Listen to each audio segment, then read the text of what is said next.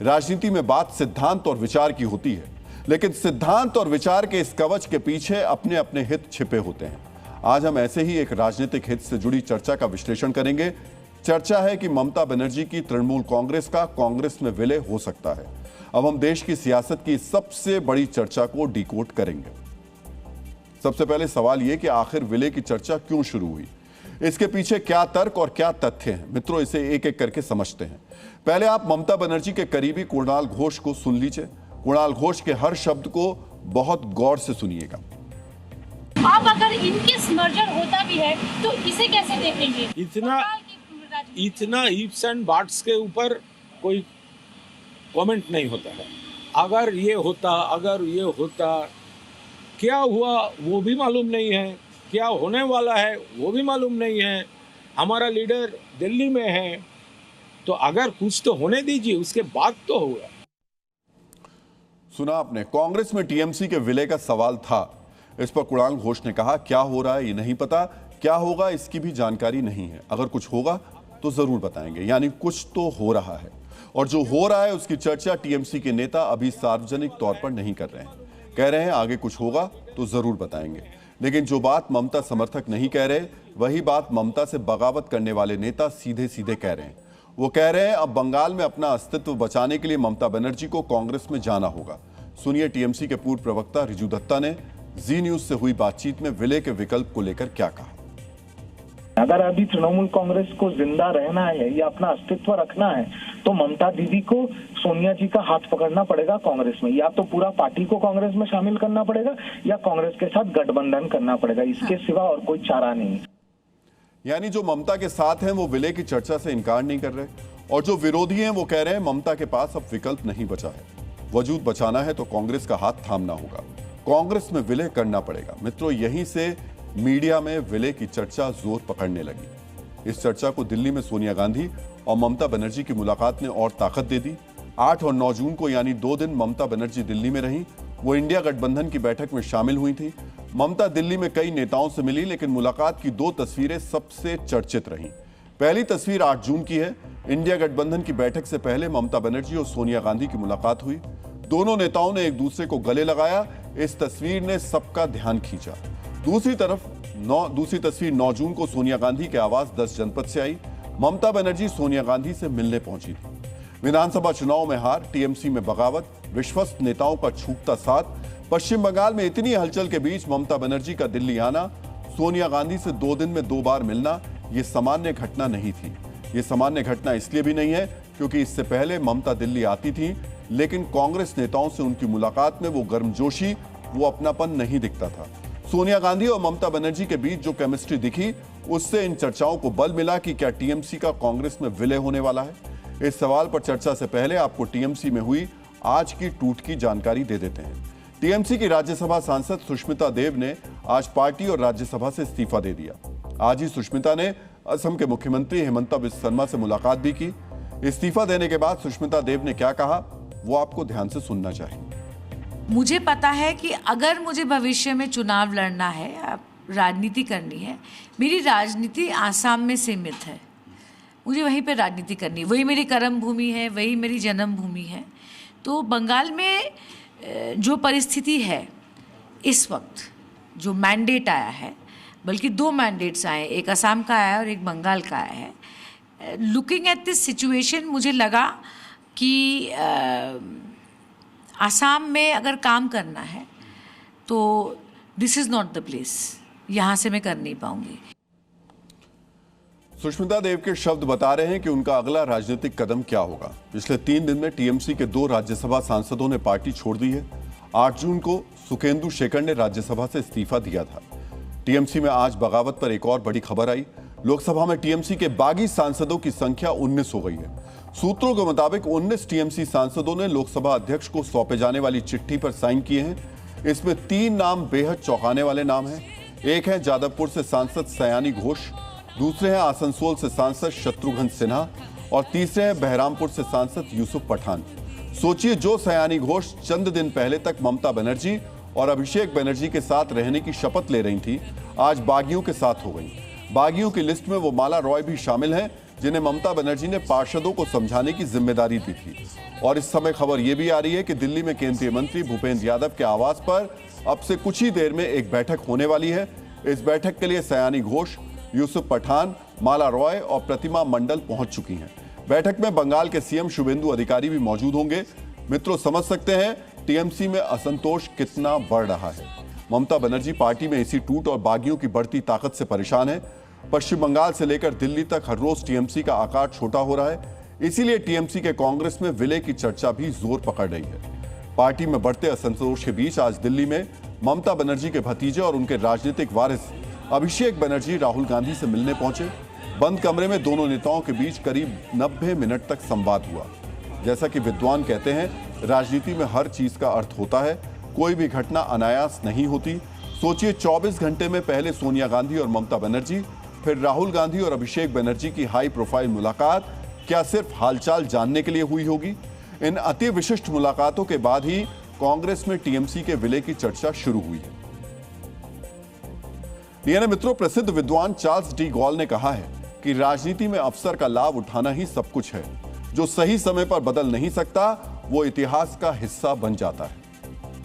ममता बनर्जी इतिहास का हिस्सा नहीं होना चाहती, इसीलिए कांग्रेस और टीएमसी में नजदीकी बढ़ रही है। मित्रों, इस संभावित विलय में किसका क्या फायदा है? क्या यह विलय टीएमसी में हो रही टूट को रोक पाएगा? इसके दो पक्ष हैं। पहला पक्ष पार्टी और संगठन का है, दूसरा पक्ष टीएमसी के चुने हुए जनप्रतिनिधियों का है।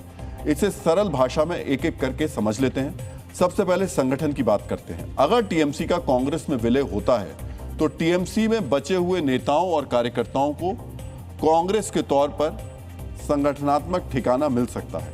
कांग्रेस और टीएमसी की एकजुटता से पश्चिम बंगाल में करीब 30% का अल्पसंख्यक वोट आधार बिखरने से बच सकता है।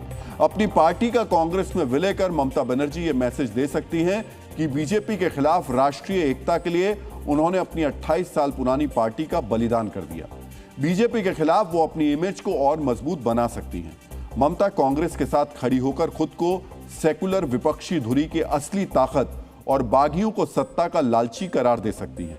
इसके साथ ही एजेंसियों की जांच और दबाव के खिलाफ ममता बनर्जी को कांग्रेस जैसे राष्ट्रीय दल की छतरी मिल सकती है। कांग्रेस के संगठन के जरिए ममता अपनी कानूनी राजनीतिक लड़ाई को प्रतिशोध की राजनीति का राष्ट्रीय विमर्श बना सकती है। यानी कांग्रेस में विलय ममता बनर्जी के लिए अच्छा विकल्प हो सकता है। ममता 71 साल की हो चुकी हैं। 71 साल की उम्र में बिखर चुकी टीएमसी को नए सिरे से खड़ा करना उनके लिए आसान नहीं होगा। एक सच ये भी है कि पश्चिम बंगाल में जो एक बार सत्ता में आता है वो लंबे समय तक टिकता है। कांग्रेस लंबे समय तक रही, 3 दशक तक लेफ्ट की सत्ता रही, 15 साल ममता बनर्जी सत्ता में रही। अब बीजेपी का दौर शुरू हुआ है। ऐसे में ममता बनर्जी और टीएमसी में बचे दूसरे नेताओं के लिए संघर्ष ही बचा है, लेकिन संसाधन नहीं है। इसीलिए उन्हें कांग्रेस जैसी राष्ट्रीय पार्टी में विलय करना समझदारी भरा विकल्प लग सकता है। कांग्रेस नेता भी कह रहे हैं ममता को जरूरत है, इसलिए वो सोनिया और राहुल गांधी से मिल रही हैं। ममता बनर्जी, अभिषेक बनर्जी को अब क्यों कांग्रेस की याद आई और सोनिया गांधी और राहुल गांधी को जो गाली देते थे वो पर इसलिए याद आई, जरूरत पड़ी शायद इसलिए याद आई। पहले भी कांग्रेस पार्टी में ही थी, बीच में जो किया सबने देखा होंगे। अभी फिर दोबारा जरूरत कहे या मजबूरी कहे, उनको लगे इसलिए चले आए, दस्तक दे दिए। मित्रों, इटली के प्रसिद्ध दार्शनिक निकोलो मैकियावेली ने कहा है कि बुद्धिमान शासक को परिस्थितियों के अनुसार अपने आचरण को बदलना आना चाहिए। ममता बनर्जी राजनीतिक परिस्थितियों को अच्छी तरह समझती हैं, इसीलिए भविष्य की संभावनाओं को देखते हुए वो कांग्रेस में विलय पर विचार कर सकती हैं। अब सवाल यहां यह मान लीजिए कि टीएमसी का कांग्रेस में विलय भी हो गया तो टीएमसी के चुनाव चिन्ह पर चुने हुए सांसदों और विधायकों का क्या होगा? क्या ममता बनर्जी से बगावत करने वाले टीएमसी के विधायकों, सांसदों की परेशानी बढ़ेगी? मित्रों, ये बहुत ही पेचीदा कानूनी सवाल है। इसे बहुत ध्यान से सुनिए और समझिए। पहले आंकड़ों को समझ लेते हैं। लोकसभा में टीएमसी के 28 सांसद हैं। सूत्रों का दावा है कि 19 सांसदों ने लोकसभा अध्यक्ष को चिट्ठी लिखकर उस पर साइन किए हैं। यह नंबर टीएमसी के 2/3 लोकसभा सांसदों के बराबर है। लोकसभा अध्यक्ष इन्हें अलग गुट के तौर पर मान्यता दे सकते हैं। राज्यसभा में टीएमसी के 13 सांसद थे, 2 सांसदों ने इस्तीफा दे दिया। अब 11 बचे हुए टूट के लिए 8 सांसद चाहिए।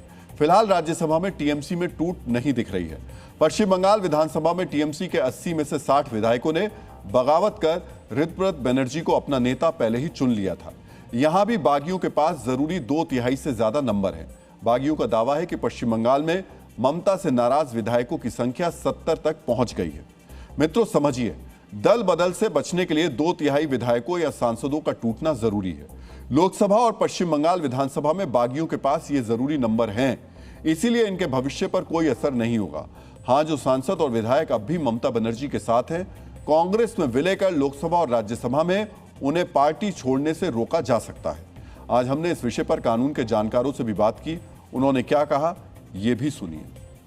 लोकसभा के स्पीकर ने इनका 20 एमपीज का जो है को रिकॉग्नाइज नहीं कराया। अगर रिकॉग्निशन मर्जर से पहले हो गया तो कोई दिक्कत नहीं होगी इन एमपीज को। अदरवाइज अगर पहले मर्जर नहीं हुआ, पहले रिकॉग्नाइज नहीं किया स्पीकर ने, तो इनको एंटी डिफेक्शन लॉ में और जब कांग्रेस के अंदर टीएमसी मर्ज हो जाएगी तो इनको दिक्कत होगी। कानूनी विशेषज्ञ साफ कह रहे हैं कि अगर लोकसभा अध्यक्ष ने टीएमसी के बागी सांसदों के गुट को मान्यता दे दी तो उन्हें कोई नुकसान नहीं होगा। यहां एक पेच और है। ये कानूनी पेच भी ममता बनर्जी को परेशान कर रहा है। जिस तीव्रता से टीएमसी में टूट हो रही है, उससे सवाल यह भी खड़ा हो गया है कि क्या बागी अब टीएमसी के चुनाव चिन्ह और नाम पर भी दावा करेंगे? क्या अपनी ही बनाई पार्टी से ममता बनर्जी बेदखल हो जाएंगी? इसका कांग्रेस में विलय वाली चर्चा से क्या संबंध है? इसे जानने से पहले यह समझिए कि पार्टी में टूट को लेकर हमारे देश का संविधान क्या कहता है। भारतीय संविधान की 10वीं अनुसूची के अनुसार किसी भी राजनीतिक दल को कानूनी रूप से तोड़ने या उसका किसी दूसरी पार्टी में विलय करने के लिए सदन में मौजूद उस दल के कम से कम 2/3 सदस्यों का समर्थन होना चाहिए। अगर 2/3 विधायक एक साथ पार्टी से अलग हो जाते हैं तो उनकी सदस्यता बच जाएगी, लेकिन पार्टी में औपचारिक टूट माने जाने के लिए 2/3 सांसदों का अलग होना भी जरूरी है। अगर 2/3 सांसद और विधायक दोनों ही बागी हो जाते हैं तो चुनाव आयोग यह फैसला करेगा कि पार्टी का नाम और सिंबल किसके पास रहेगा। लोकसभा में 2/3 सांसद ममता बनर्जी से बगावत कर चुके हैं। पश्चिम बंगाल विधानसभा में भी बागियों के पास 2/3 वाला नंबर है। अभी सिर्फ राज्यसभा में ममता बनर्जी के समर्थकों का बहुमत है। इसी आंकड़े को देखते हुए पश्चिम बंगाल में बागियों के नेता ऋतव्रत बनर्जी कह रहे हैं कि टीएमसी का कांग्रेस में विलय नहीं हो रहा है, यानी वो संकेत दे रहे हैं कि असली टीएमसी हम ही हैं। क्या मार्जर, हम लोग असेंबली में हमारा जो लेजिस्लेटिव पार्टी है, हम लोग तो कांग्रेस में नहीं जा रहे हैं। और जहां तक मेरा जानकारी है, पार्लियामेंट में जो एमपी लोग हैं वहाँ भी 2/3 से ज़्यादा लोग तो कांग्रेस के साथ मार्जर नहीं हो रहे। तो कौन किसका मार्जर, जहाँ तक हमारे सवाल है और जहाँ तक मेरा जानकारी है तो एमपी लोग नहीं जा रहे हैं, हम लोग नहीं जा रहे हैं, म्यूनिसिपैलिटी नहीं जा रहा है, जिला परिषद नहीं जा रहा है, पंचायत नहीं जा रहा है, तो कौन जा रहा है? मार्जर का कोई सवाल ही नहीं है।